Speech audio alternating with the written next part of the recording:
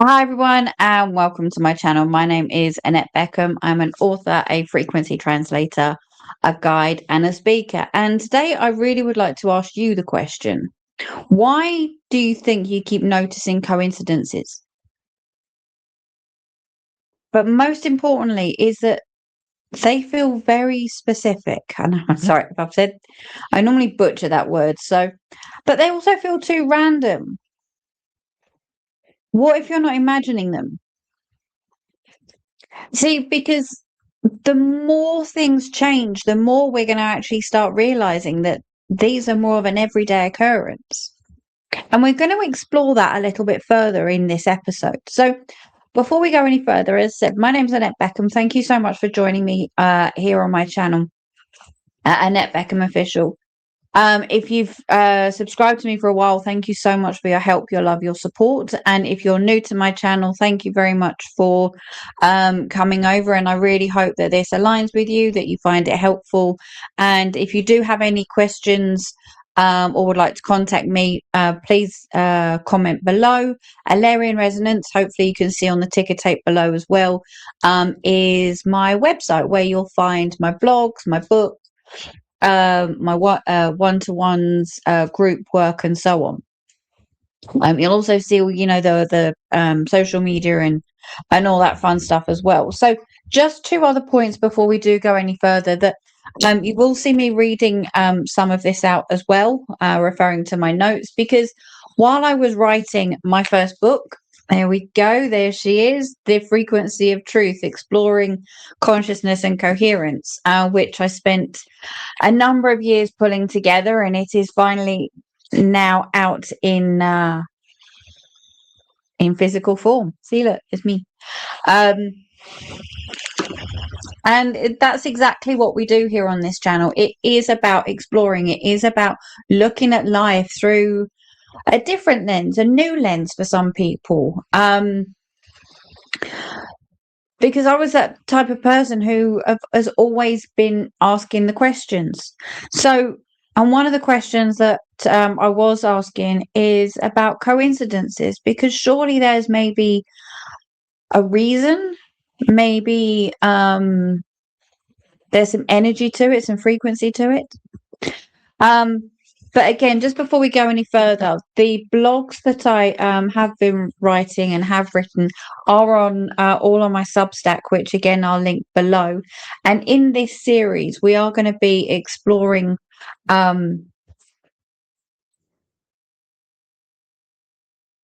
really everything that makes you sensitive,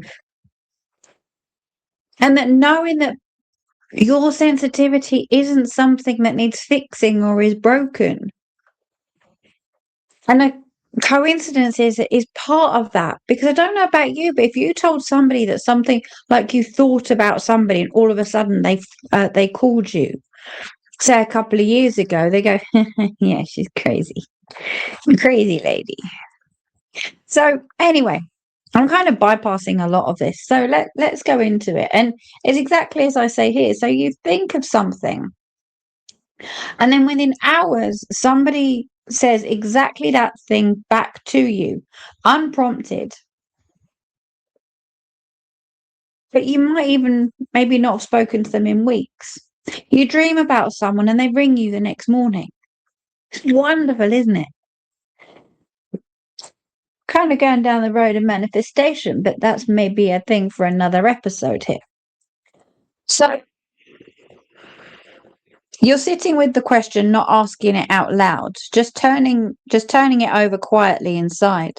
And then you open a book randomly or overhear a conversation. And again, the answer's there. And there's a particular feeling that comes with these moments. It's not quite a surprise, and this is, I think, the key to a lot of what's happening at the moment. So whether it be a feeling, whether it be a frequency, whether it be, as you said, coincidences, the biggest thing is that recognition.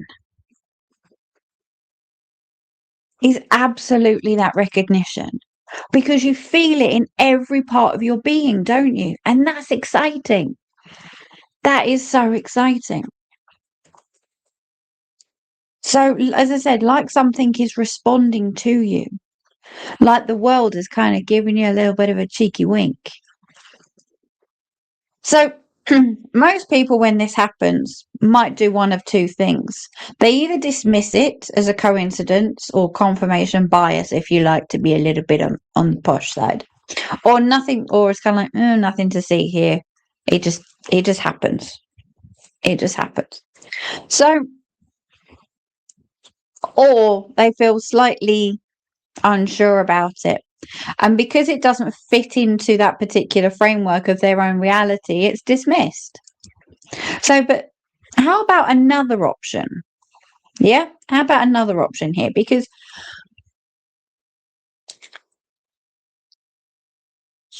maybe actually staying with that feeling of recognition. Let's stay with that feeling for a moment because I think it's pointing to something real.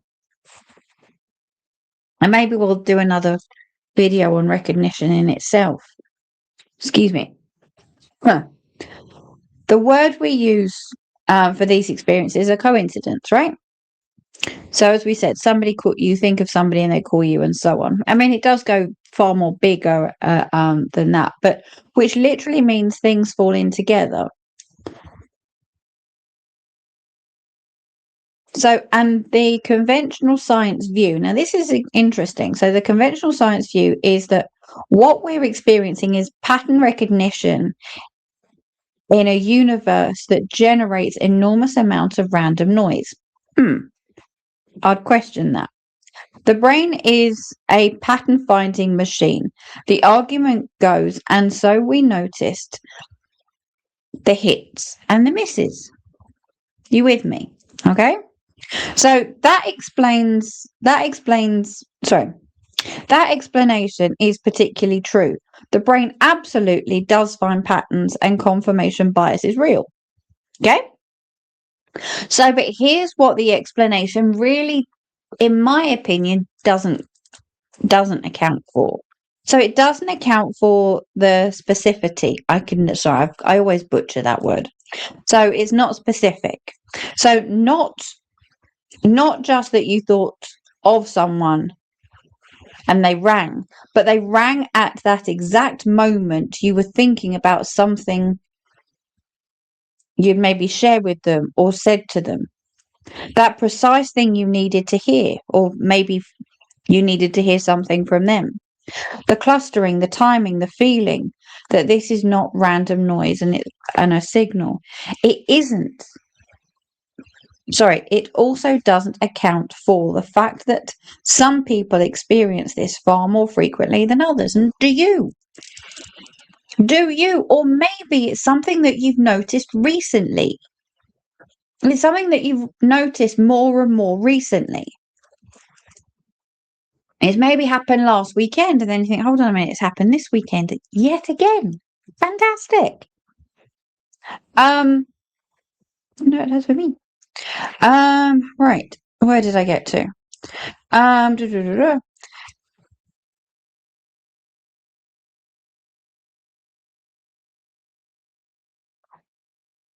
So it also doesn't account for the fact that some people experience this far more frequently, as I was saying, and that those people tend to be the same people who feel things intensely, being sensitive, who pick up on what's unspoken, who seem to be running a wider bandwidth. And that's what we were discussing in the first video in this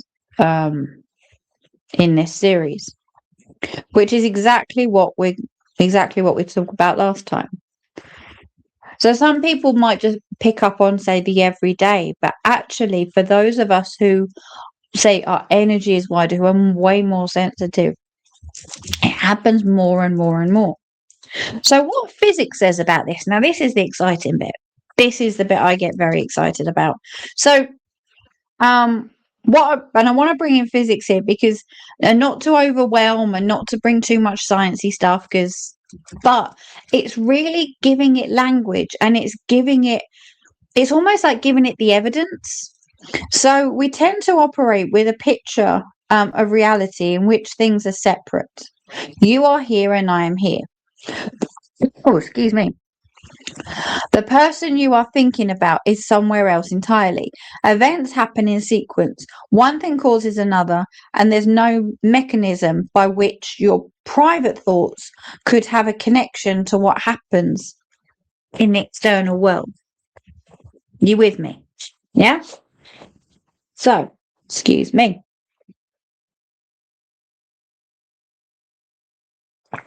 Right. So, quantum physics. The physics of reality, at its most fundamental level, tells a different story. At the quantum level, particles that have interacted with each other remain connected across a distance. Yeah? So, what happens to one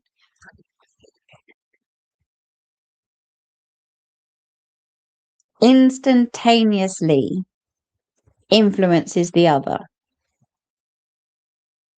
So, what happens to one instantaneously influences another,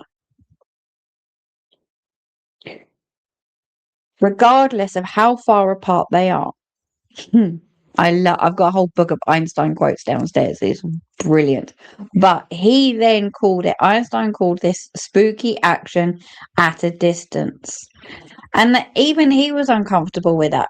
But it's been demonstrated repeatedly in laboratory conditions that it's not a fringe science. It's established physics. So we're not just going, oh, yeah, the energy's around us and I'm bringing it. Yeah, no. We've actually seen it,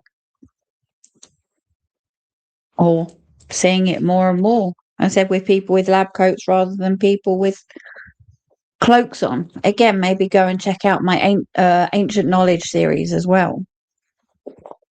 So what this suggests, okay, what it suggests is, I want to be clear that this is the edge of where physics is currently working, not settled, is that the universe may be fundamentally non-local. Yeah? So what is going on, say, around here is also going on around in the broader. Now I'm probably going to forget where I am. There we go. Is that the universe may be fundamentally non-local. That connection at a deep level does not require proximity. A sequential cause and effect. Heard of that before? There is a concept in this framework I call the universal field, or the unified field, sorry. So, again, more about that in further episodes and in the book around exactly what the unified field is or described as.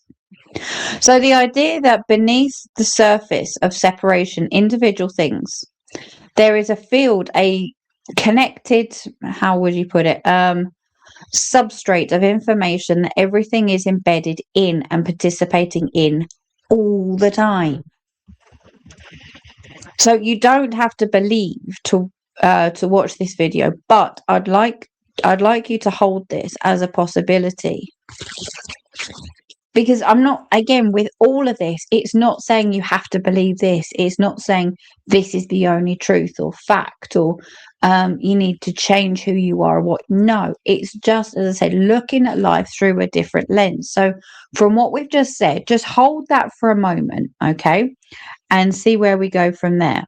Because the question stops being, did I imagine that connection?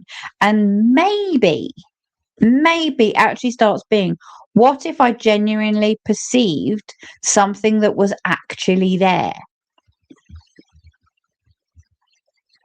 Yeah? I mean, we could take that a heck of a lot wider, but we're just doing it for this purpose at the moment, for coincidences, okay? So information versus imagination. Now, I think this is key because the distinction matters enormously to me, and I want to just, as I said, spend a moment on it. When you have a knowing, when you sense something before it happens or feel a connection that doesn't have an obvious physical explanation, the dominant cultural narrative tells you one of two things. Either you are being suspicious, or you're making it up.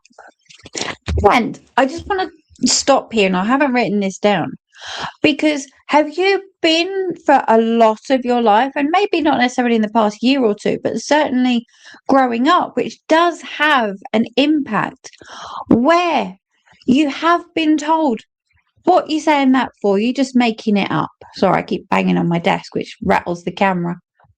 Yeah? Why are you making that up for? There's no such thing as ... Why do you keep on looking out the window? There's nothing out there at 2 o'clock in the morning. I think you find there is.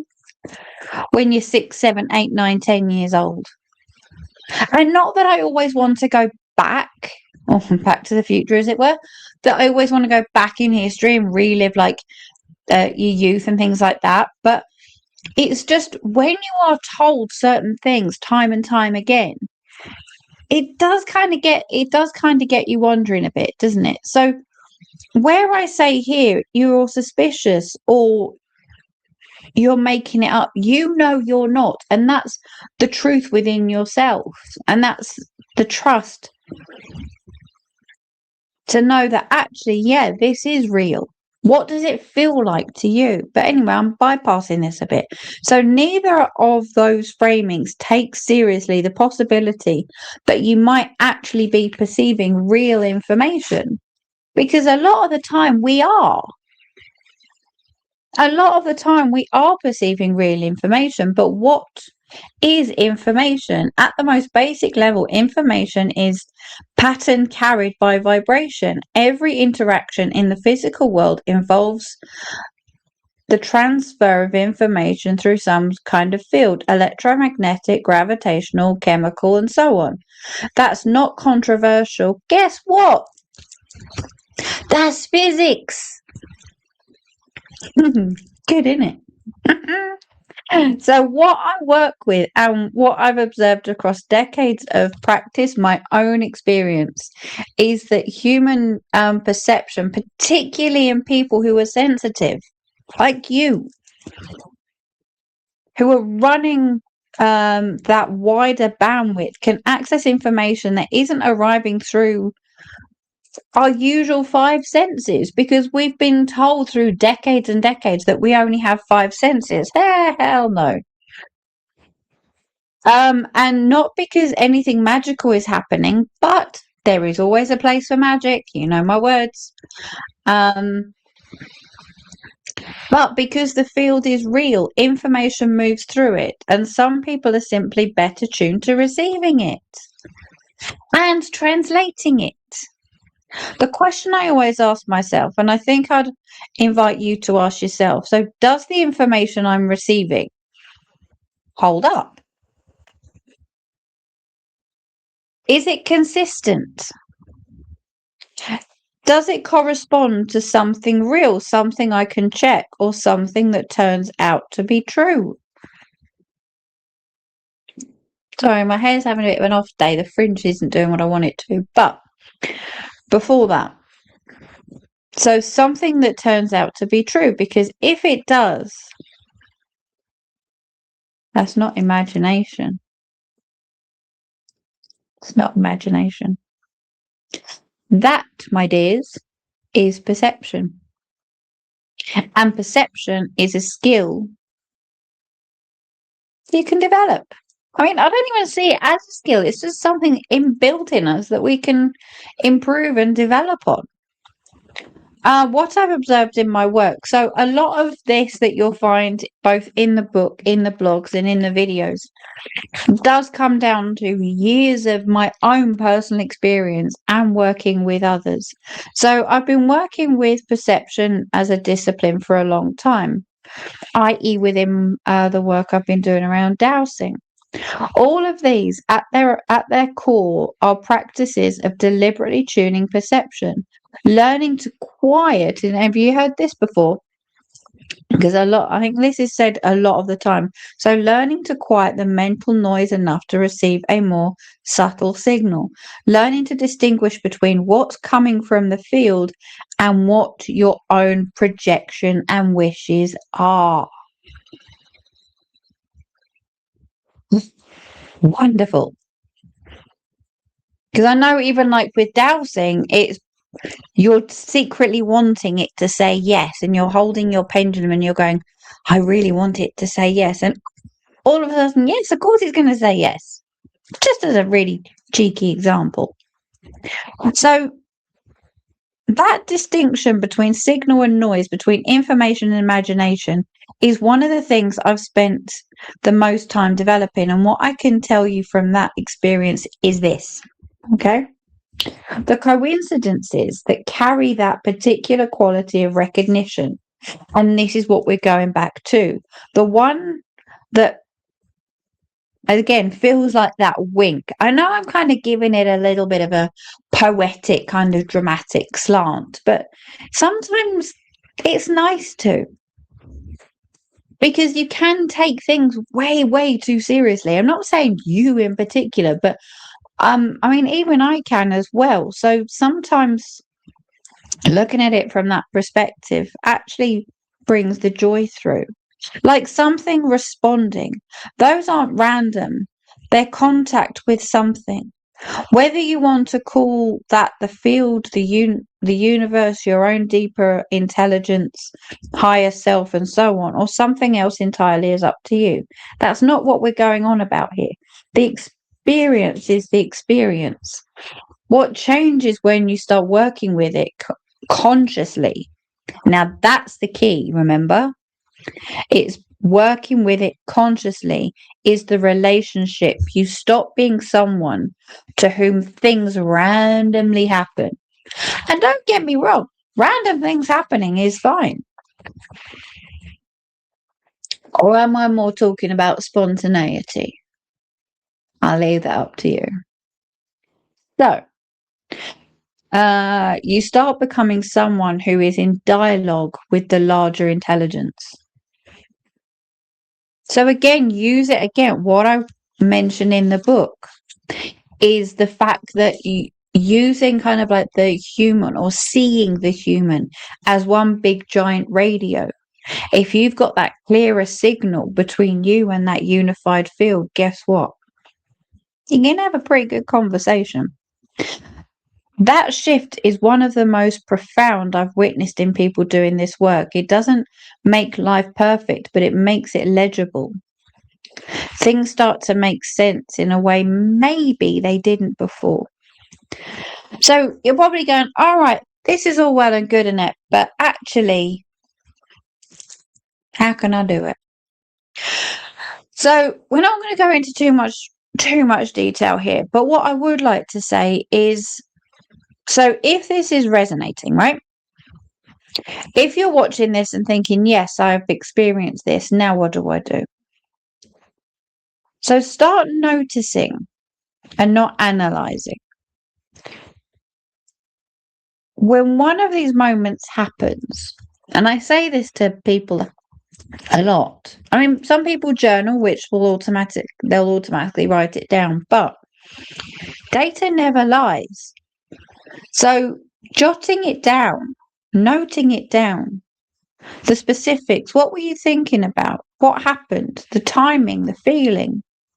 Whether it's written down on an iPhone or, that old thing called a pen and paper. You're not trying to prove anything. You're beginning to build a record of your own perception. And over time, patterns will emerge about when you receive most clearly, what kinds of information seem to come through most reliably, and what the signal feels like versus when you're projecting or wishful thinking. That's discernment. And discernment is the foundation of all this work. There's a discernment of you watching this and taking out what parts resonate and what parts don't, as another example.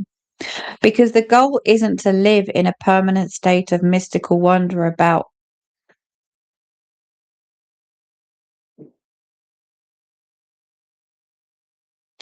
a lot of things, really, I guess.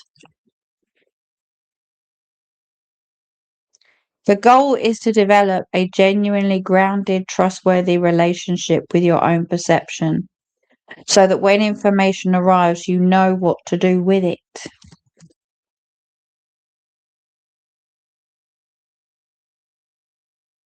So how did that sound? How did that sit with you?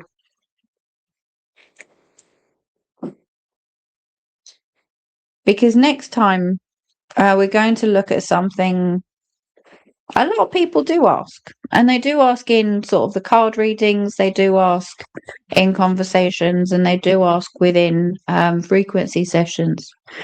And that question that comes up quite a lot is, why do I keep attracting the same people no matter how much I believe I've changed?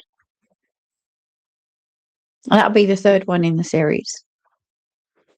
So as I said before, if you'd like to get in contact, or if you've got any feedback or answer to any of the questions that I've raised throughout this, please do comment them below. If you'd like to get in touch, it's at alarianresonance.com. And I said the book, which goes into a lot more detail about the unified field, etc., is now out on Amazon. Again, all the links are below. Thank you so much for listening. Thank you so much for staying with me. And I look forward to seeing you in the next video in part 3. Anyway, from my heart to yours, thank you so much. Bye bye.